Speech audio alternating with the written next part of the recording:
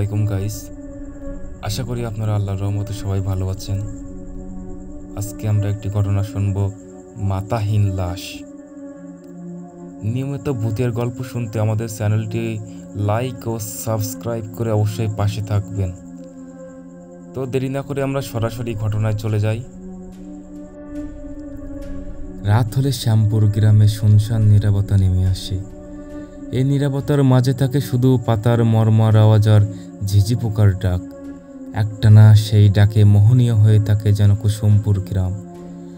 শুনশান নীরবতার এই গ্রামে আজও রাত নেমে এসেছে, কিন্তু প্রতিদিনের মতো চুপচাপ নেই কেউ। খেয়ে ঘুমিয়ে পড়তো যে কৃষক, সেও এসে ভিড় করেছে কালনির শাখা নদী শুলিনার তীরে। ব্যাপার কিছুই না, সেখানে ভেসে উঠেছে এক মহিলার লাশ।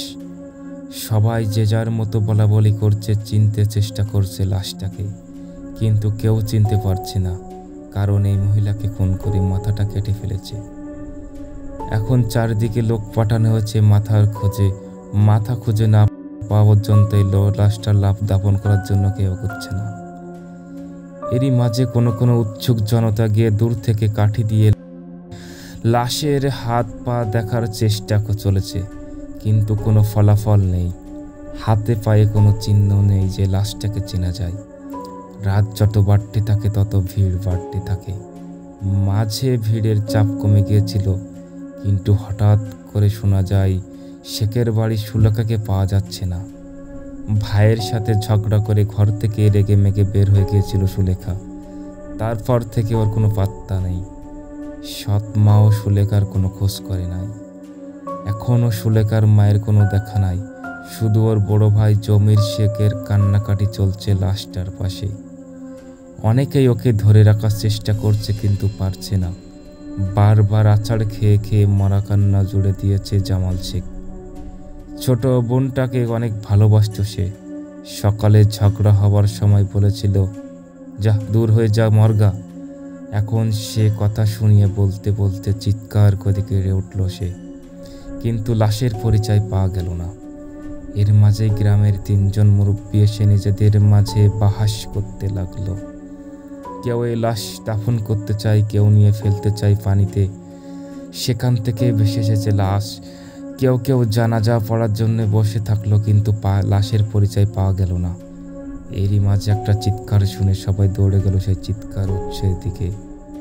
সেখানে এক 12 থেকে 13 বছরের ছেলে মাটিতে হোঁচট খেয়ে উল্টে পড়ে আছে, কিন্তু চিৎকার করছে ভয়ে, কারণ সে যে জিনিসটার মাঝে হোঁচট কেটে সেটা আর কিছু না, সেই বেয়ারিশ লাশের মাথা। মাটিতে সামান্য গর্ত করে কেউ ঢুকে রেখেছিল, কিন্তু মাটি আলগা হওয়াতেই তাতে হোঁচট খেয়ে ছেলেটা এর পরপরই ওঠে কান্নাকাটির রোল। সুলেখার নাকের ফুল দেখে সবাই চিনে ফেলে এটা সুলেখার লাশ। সাথে সাথে 2-3 জন মিলে সেই লাশের মাথা নিয়ে এসে লাশের পাশে রেখে দেয়। মরা কান্না জুড়ে দেয় জামাল শেখ আর তার আত্মীয় স্বজনরা। গ্রামের মাতব্বরদের মাঝে 2-3 জন এই লাশের জানাজা করে দাফন করতে চায় না। 4-5 জন তাদের সাথে কোরআন হাদিস নিয়ে বিতর্কে জড়িয়ে পড়ে। ওই গ্রামের মসজিদের মাওলানার সাথে তর্ক লেগে যায় করিম মাওলার তার ছেলে রহমান মাওলার। শেষে কোনো মীমাংসা করতে না পেরে সেই লাশ 2-3 জন মিলে কোনোরকম জানাজা পড়ে দাফন করে। এর মাঝে গ্রামের হেডমাস্টার সবুজ মিয়াও ছিল। সবুজ মিয়া নিজের দায় থেকে এই কাজে উৎসাহ দেওয়ার জন্য দোষী সাব্যস্ত হয়। পরদিন এক সালিশে এটি সিদ্ধান্ত নেয়।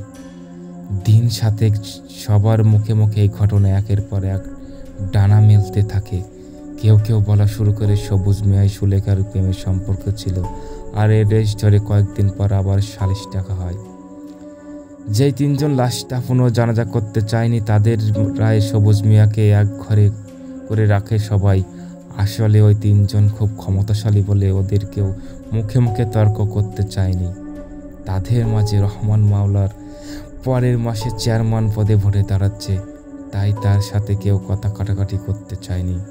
ফলাফল নিরীহ সবুজ মিয়াকে এড়িয়ে যেতে শুরু করে সবাই, কিন্তু সুলেখার ভাই জামাল শেখের বন্ধুত্ব ছিল, তাই সবুজ মিয়াকে নিজের ঘরে খাওয়াতে শুরু করে সে। এর মাঝে সবাই সুলেখার কথা ফিরাই ভুলেই যায়। সপ্তাহ 2 পর একদিন গ্রামের মসজিদের ইমাম ইসমাইল মিয়া ফজরের নামাজের আজান দিতে গিয়ে এক বীভৎস দৃশ্য দেখে ভয়ে চিৎকার করে অজ্ঞান হয়ে পড়ে। সকালে সবাই তাকে অজ্ঞান অবস্থায় মসজিদে খুঁজে পায়। কেউ বলতে পারছে না কেন সে অজ্ঞান হয়েছে। অনেকক্ষণ পর তার জ্ঞান ফিরলে সবাইকে সেই সুলেখার লাশ দাফন করা হয়েছিল সেখানে নিয়ে যায়। সুলেখার লাশের পাশে একটা জারুল গাছ, সেখানে একটা ডালে পাওয়া যায় করিম মাওলার ছিন্ন ভিন্ন লাশ। প্রথমে কেউ চিনতে পারেনি, কিন্তু গাছের গোড়ায় কে যেন লাশের মাথাটা সযত্ন কেটে সুন্দর করে সাজিয়ে রেখেছে। দৃশ্যটা দেখে অনেকে সহ্য করতে পারেনি। শেষে পুলিশ ডেকে পাঠানো হয়। পুলিশ এসে লাশ নিয়ে যায় না তদন্তের জন্য। এর মাঝে রহমান মাওলা খেপে যায় নিজের পিতার অবস্থা দেখে। বিকেল যেতে না যেতে সবুজ মিয়ার বাড়িতে আগুন জ্বালিয়ে দেয় সে। সবাইকে বলে বেড়াতে লাগে সবুজ মিয়া গুন্ডা লাগিয়ে তার বাবাকে হত্যা করেছে। এই সময় তার সাঙ্গ পাঙ্গরা মিলে সবুজ মিয়াকে গাছের সাথে বেঁধে ইচ্ছামতো মারতে থাকে। শেষে মার খেয়ে সবুজ মিয়া অজ্ঞান হয়ে গেলে ওকে নিয়ে স্কুল ঘরের একটা রুমে বেঁধে রাখে। সবাই গোপনে সুলেখার ভূতের কথা বললেও রহমান মাওলার সামনে কেউ তর্ক করেনি মার খাওয়ার ভয়ে। এরপর থেকে 2 দিন ধরে বন্দি থাকে সবুজ মিয়া। সকালবেলা এসে রহমান মিয়ার লোক খাবার দিয়ে যায়। সবুজ মিয়ার খাওয়া শেষ হলে মার হয় শুরু। শেষে অজ্ঞান হয়ে পড়লে তাকে দড়ি বেঁধে রেখে যায় রহমান মাওলার লোকজন। এর 3 দিন পরে আবার শ্যামপুর গ্রামে শোরগোল ওঠে। এবার ভোর সকালে পাওয়া যায় রহমান মাওলার মাথা কাটা লাশ। গ্রামবাসী 2টা দেখেছে, কিন্তু এই রহমান মাওলার লাশের পায়ের দিকটা ছিল না, পাশেই পড়েছিল হাড়গোড়, যেন কেউ এসে খেয়ে গেছে লাশটাকে। এবার পুলিশ এসে সবাইকে জেরা করতে শুরু করে এবং গ্রামের বেশ কয়েকজন লোক পালিয়ে যাওয়ায় ভয়ে, কিন্তু পুলিশকে রহমান মেয়ের ভাইয়ের রহিম মাওলা টাকা খাইয়ে বিদায় করে দেয়। গ্রামবাসী স্বস্তি পেলেও ভয়ে বাড়ি থেকে দিনের বেলাও লোকজন বের হওয়া বন্ধ করে দেয়। সবুজ মিয়াকে নির্যাতন বন্ধ করা হয়, কিন্তু তাকে বন্দি করে রাখা হয় সেই স্কুল ঘরে। এর 7 দিন পর 2জন লোকের লাশ পাওয়া যায় মাথা কাটা অবস্থায়। এই 2জন হলো গ্রামের সেই 2 মুরব্বী যারা সুলেখার লাশ দাফনে বাধা দিয়েছিল, যারা সুলেখার জানাজা পড়তে চায়নি। গ্রামবাসী এরপর প্রায় চুপচাপ হয়ে যায়। যারা সেই রাতে মুরব্বীদের সাথে গলা মিলিয়েছিল তারা দূরের গ্রামে পালিয়ে যায়। এরই মাঝে পুলিশ এসে 2 বার জিজ্ঞেস করে সবাইকে, কিন্তু খুনি ধরা পড়ে না। এর ঠিক 2 দিন পরে অমাবস্যার রাতে রহিম মাওলা শুয়ে আছে ওর ঘরের খাটে। এই কয়েকদিনের মাঝে সে নিজের প্রতিপত্তি প্রকাশ্যে এলাকাতে টহল দিতে শুরু করেছে। মোটরসাইকেল নিয়ে এলাকার চ্যাংড়া ছেলেপেলেদের সাথে ঘুরে নিজেকে বাপ ভাইয়ের যোগ্য উত্তরসূরি হিসাবে জানান দিয়েছে। সারাদিন ঘোরাঘুরি করে অনেক বেশি ক্লান্ত ছিল রহিম মাওলা। পাশের মকবুল বুড়ার একটা খাসি জবাই করে খেয়ে দিয়ে শান্তির এক ঘুম দিয়েছে সে। প্রতিদিনের চেয়ে অমাবস্যার রাত ছিল বেশি শুনশান। রহিম মাওলা গভীর ঘুমে। এমন সময় দরজায় টোকা পড়ে। গুনে গুনে টোকার শব্দ হয় 3টি, আর তাতে রহিম মাওলা জেগে ওঠে। কিন্তু দরজা খুলে হতভম্ব হয়ে পড়ে সে। দেখে তার সামনে দাঁড়িয়ে ছিল একটি লাশ। দেখে ভয়ে হতভম্ব হয়ে যায় রহিম মিয়া। কিছু বুঝে ওঠার আগে সেই লাশের ডান হাত তার মাথার উপরে আসে। জ্ঞান হারায় রহিম মাওলা। জ্ঞান ফিরে একটা কুয়াশাশূন্য এলাকার আবিষ্কার করে রহিম মাওলা নিজেকে। চারিদিকে ঘন কুয়াশার মাঝে কয়েকবার নিজের বন্ধুদের নাম ধরে ডাক দেয়, কিন্তু কেউ সাড়া দেয় না। মনে করেছিল সাঙ্গ পাঙ্গুদের কেউ ওর সাথে ফাজলামি করেছে। চিৎকার করে বিশ্রী গালাগাল দিলেও কিছু, কিন্তু এরপরই চারিদিকে 4টা কাফনে জড়ানো লাশের অস্তিত্ব অনুভব করে সে। এবং একটু পরে চারদিক থেকে বেতের বাড়ি শুরু হয়ে যায়। প্রচণ্ড সেই মার খেয়ে অজ্ঞান প্রায় রহিম মাওলা। এমন সময় মার থেমে যায়। আস্তে আস্তে উঠে বসে সে। সামনে তাকিয়ে দেখে তার দৃষ্টি থেমে যায়। অবাকে তাকিয়ে থাকে রহিম, কারণ তার সামনে বসে আছে সুলেখা। দেখেই ভয়ে চিৎকার করে ভুলে যায় সে। এমন সময় সুলেখা বলে ওঠে, কিরে, আমাকে চিনতে পারছস? আমি সুলেখা, এই যে দেখ আমার মাথায় হাওনে কাটা। বলেই নিজের মাথাটা 2 হাত দিয়ে একটানে খুলে রহিম মাওলার সামনে ধরল। দেখেই বমি করে দিল রহিম মাওলা।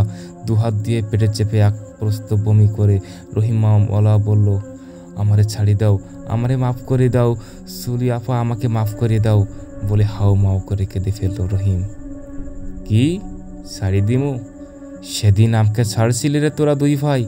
আমি কতবার করে বলেছি আমাকে ছাড়ি দে, তোরা আমার ছোট ভাই লাগোস, নিজের বোন মনে করে ছাড়ি দে।